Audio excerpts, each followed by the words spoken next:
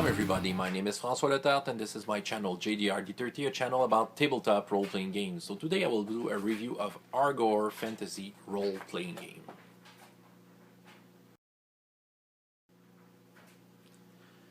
Yes, Argor, a role-playing game written by Mark Wightman under his own company called Dragon Games. In general, what is Argor fantasy role-playing game? Well, this is a fantasy role-playing game. It is said in the title, and you will find all you would expect from a standard fantasy role-playing game: dragons, elves, dwarves, magic. Okay, that's what you find in that game. A very rules-like game, very simple game system, and I've made myself a print copy. You have everything you need in that game. A game system, setting, magic system, bestiary, and lots of stuff. All the links will be below on D30-30 and the official Argor page if you want to check that out. Why I know that this game? Where does it come from?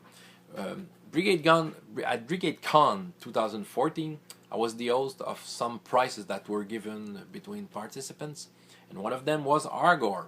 For me, it felt odd to give a prize about something I didn't know. Yeah, you have won Argor. No, I didn't want to know what kind of prize I was giving. So I was reading about the game, discovered that on D30-30 it was very reasonably priced. So I decided to buy myself a copy just to flip through it. But back then I didn't have the time to really dig through the game.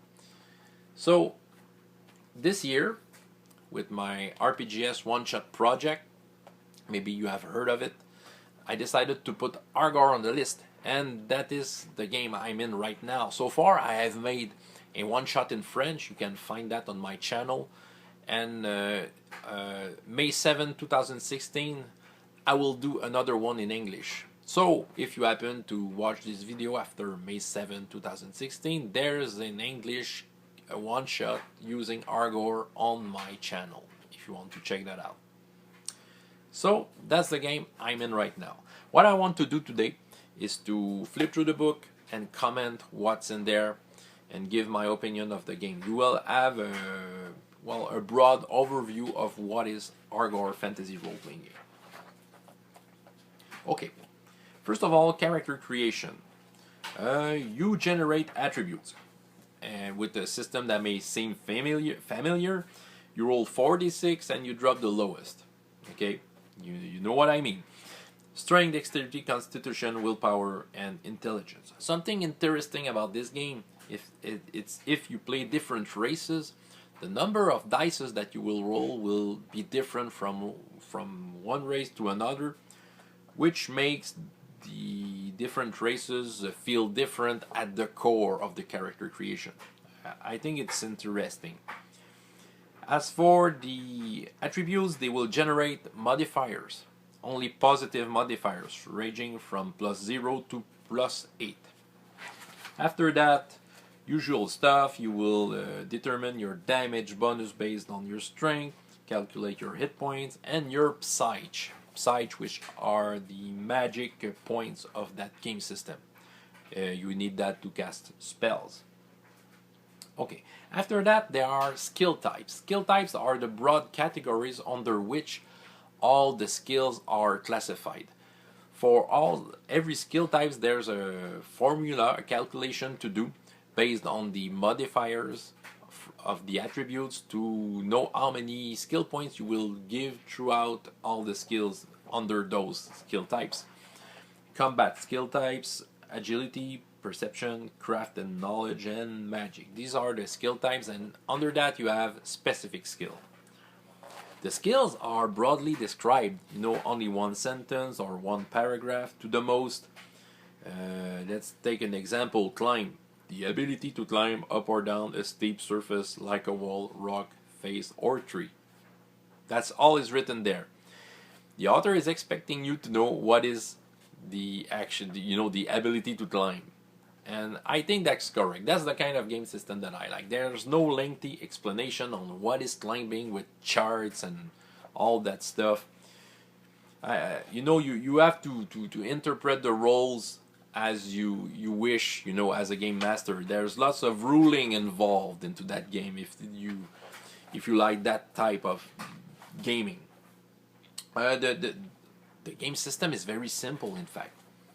2d6 plus modifier, you have to beat a target number. It's a pass or fail type of system, nothing more than that. No narrative dice and no points to boost a skill and make heroic deeds, you know. If you want to do something heroic, just lower down the target number and have the right combination of skill, and it will work. So far it has worked on my one-shot. The problem with targeted rolls is that there's no chart saying this target number should be easy and this target number should be difficult. There's no clear way to know it. My feeling is that with practice you come with your own numbers and your own interpretation of it. But if you like to play with numbers, there's something interesting in the book. By the end of the book, there's some kind of a probability chart. You know, you have the modifiers here, the target numbers here, and probabilities to succeed a roll, which is fine if you like to play with maths. Personally, I like to have an already established idea of the difficulties, okay? But nevertheless, I know that with practice I would come with the right numbers. Contested rolls, you know, the highest roll wins. Very important in combat, melee combat especially. Yeah, some tips on how to interpret different skills and how to use them. Skill improvement, which is kind of the experience point. I like the way they do it. If you use your skill in a meaningful way during play, you put an X beside it, and by the end of the adventure you roll to see if the skill will improve, which is a lot like basic role playing, which is one of my favorite way to have a character progression. So I'm very glad that they did it that way. After that, we are in the combat section. Combat. It begins with descriptions of weapons, you know, with small illustrations. All weapons does a fixed number of points of damage, so you already know how many hit points you will lose by if you are hit by that type of weapon. The thing that may change that number, it may be the damage bonus that you have calculated when you created your character, or if you roll a critical hit, which will double the weapon's damage. Critical hit only works if you win the round. Something I will explain in a short moment, but if you don't win the round, you're not scoring a critical hit. You know, rolling 2-6 on 2d6 is considered critical if you win the round. Otherwise, there are some tips on how to give advantage to the one who have rolled 2-6 on his dice. Combat. Range combat and melee combats are working a little differently. You know, range combat, you have a target number to beat based on the size of the target, versus the range, which will give you a number to beat in order to hit your target. Melee combat is a contested roll, meaning that all the attackers involved have to roll at the same time, and the highest roll wins. It also means that when you get into melee, you have to declare you have to declare your action for the round when you are involved in that, even though it's not your turn in the initiative order. By the way, initiative is very simple: the highest dexterity to the lowest. Also, something special about damage. When you win the round, you deal damage to your target, but you will deal it only at your initiative, which seems a little special. I will give an example here. A short example. Let's say in that battle you are the one with a dex of 17. Your opponent has a dex of 14, and you have an ally on that battlefield. Maybe an archer, okay, someone who will shoot a bow, and he will have a dex of 15, let's say. Okay, the round begins. You are the highest dex, so you're the first on the initiative order. You decide to hit your target with a sword, which means that your target, even though it's not is officially his turn, has to declare his actions now. Okay, he decides to get into melee against you, so you both roll. Okay, what happens? Let's say that you have won the round. You will deal damage to your target. Okay, and you can do so because it's your initiative, so you can deal damage at your initiative. Okay, but let's say you have lost the round. Your target was better than you. He will deal you damage, but at his own initiative. So what happens before that? Your ally, which has a dex of 15, which has a dex a little higher than your opponent, will shoot an arrow to your opponent. If he hits, well, he will damage the opponent and maybe kill him. We never know. Maybe he had some hit, not that much hit points left, so maybe he will die. So if your opponents die, he won't deal you damage because we didn't get to his own initiative. He died before that. But if your ally misses, then we get to the initiative order of your target, your opponent, which since he won the round against you, he will deal you damage at this time, but he won't do any other actions because he already made his actions at the same time as your initiative. May seem a little strange. It's not. Well, you have to think about it while playing, okay? And frankly, I didn't really wonder why it was working that way. Maybe there's a reason I just didn't get since I haven't played a lot with the game. But yeah, it's interesting, but I just don't see why you have to wait to deal the damage. But yeah, well, there's something about it. Maybe to just once again, with experience, maybe I will discover what is the real reason behind that.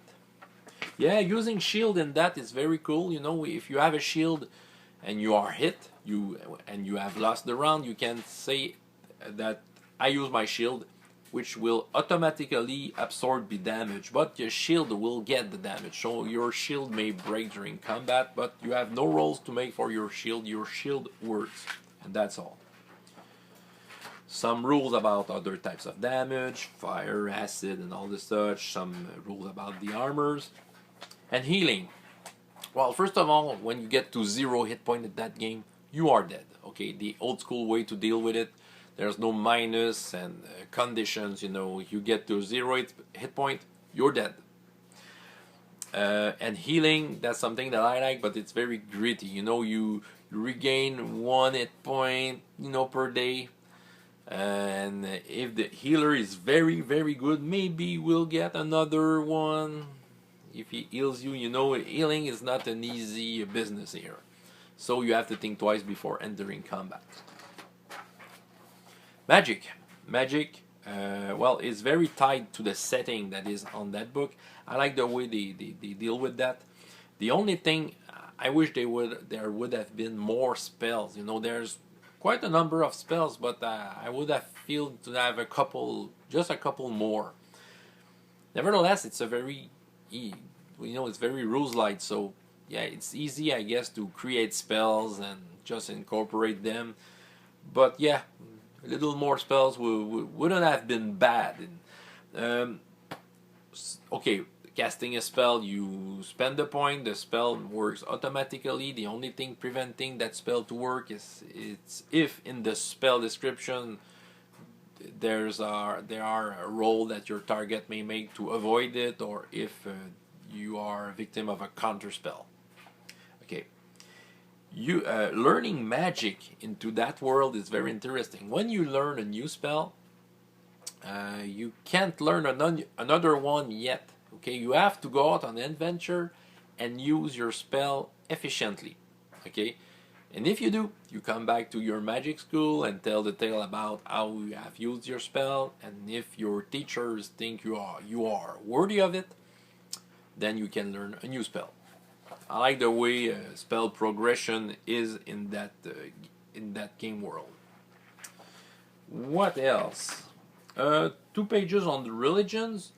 Basically, it's a list of the name of the gods and what field they are managing, if we can say that. Yeah, all the races of the game, you know, with some nice illustrations. You know, the green elf, with lengthy descriptions. You know, the races have an history into that game world, and yeah, all the the descriptions are there. You have all the flavor you need. There are orcs, tree folks. You can there are the stats to play trolls and tree folks. There's a wide variety that you can use here. The bestiary is mainly composed of giant animals or dangerous animals or dinosaurs. There's no weirdness, okay, magical weirdness. Maybe some of it, but flipping through it, it's mostly big animals, okay, which is fine, If you want to create a weirdness, though, it's very easy. It's a simple system. So yeah, I came up for my one shot with some weird creatures, and I've created them under 5 minutes. In under 5 minutes, and they were believable in the game. So yeah, no weirdness, but very easy to create them.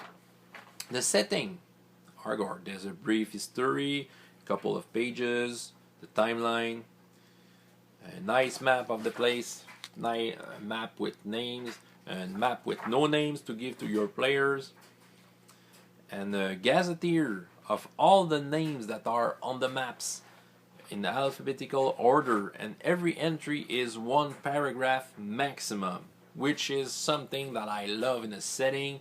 You just have the information you need, and from that point you create your own stuff. You are free to use it as you see fit, but at least you have the basic of something to work on. So that's the kind of thing I like, the way it's organized. I haven't read it all, but I think I would be happy in a setting like that. Yeah, something about linguistic, if you want to have the right pronunciation for all the terms in that. Some GM's advice, a solo adventure which will give you hints on how to use the game. Yeah, I've played through it, my character died, but at least I've learned about the game. A beginning adventure, some plot hooks. What else? All the pre-gens, which will be used in the one shot. You see the character sheet, how it's made. Very simple, very clean. A big list of NPCs to use. A city, which with a nice map in it, and the history of the city, which can be very inspiring. The 7 Isles, some islands with their description. Yeah. Many tables of probabilities and all this such. Okay. What do I think about this game? That is the kind of game that I like. It's rules light. You only have what you need to run it, and there's no rules blocking your inspiration. But that game may feel a little incomplete. I must say. When I've played it, sometimes I wish there would have been an explanation in the rules to rule out some of the stuff. I'm used to games where the fields I need may be explained in the book. I'm used to advanced fighting fantasies, which is quite similar to that.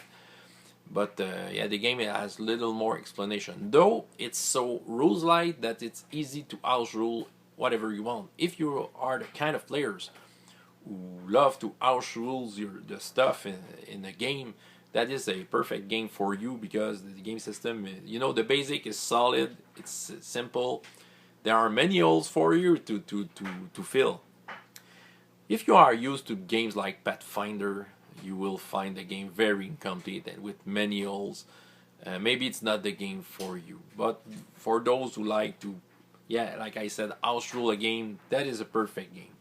It's a modest game. You saw that there wasn't that much illustrations and all that. Well, there are some illustrations, they are nice, but it's not the game you will buy for its original artworks, okay? You just have what you need, written there in a very clear form. And you can read in that game the passion that Mr. Wightman has put into that game. He's sharing us his own notes, his personal notes about a game he has created. And you can feel the passion. And something that is very cool with that game is that Mr. Wightman is very available to help you. You know, I wrote to him, asked him some question, and he responded to every one of my questions about that game. And yes, I feel that if I want to get into that game, I will have the support of its creator. He will help me in every steps and with every question, and he's very open to suggestions as I may feel it. So it's a plus value. That game is very affordable, and the author is very willing to help you. Okay, if you want a game that doesn't cost much for a complete game, that may be a good game. If you like house rulings and all the stuff, that may be a good game. So you may check that out. You know, the game may be worth it, and you know you encourage an independent writer who have just put into a book his passion about what he's doing. So that's my thought about it. It's a good game. Okay, nothing revolutionary, but something. I have my cat. Nothing revolutionary, but something that is just right for what it does. So, François Leterre, JDR D30, and up to next time. I hope you have as much fun in your life as in your games. Goodbye.